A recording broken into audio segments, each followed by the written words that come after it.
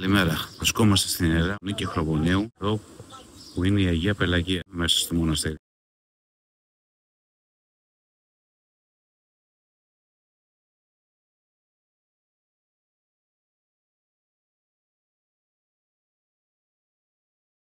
Πάμε για το ησυχαστήριο της Αγίας Πελαγίας.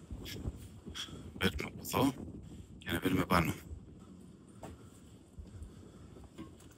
Εδώ είναι ο Ιερός Ναός της Αγίας Πελαγίας. Θα μπούμε.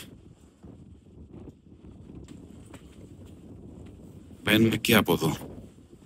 Είναι καλύτερα.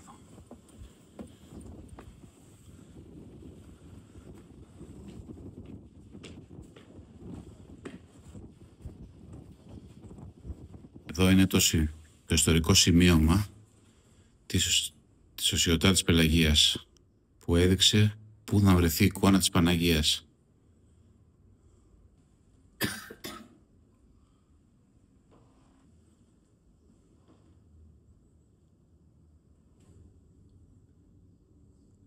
Και εδώ είναι το κελί της, το μαξιλαράκι της εκεί που κοιμότανε.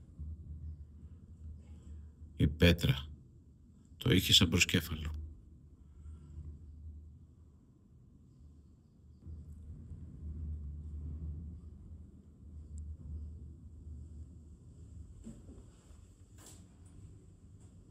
Εδώ πάμε στην εκκλησία, στον Ιερό Ναό της Αγίας Πελαγίας.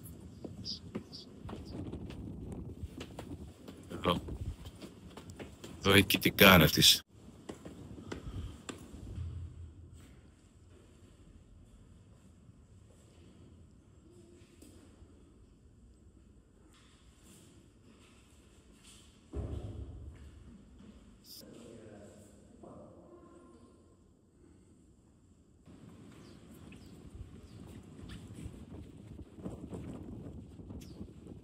Το μοναστήρι είναι σε μοναδική θέση.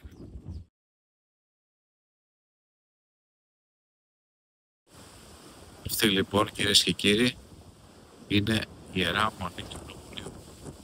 Είναι η Αγία Πελαγία. Η Αγία Πελαγία που οραματίστηκε την έβρεση της εικόνας στη χώρα κάτω στην Ήρμο.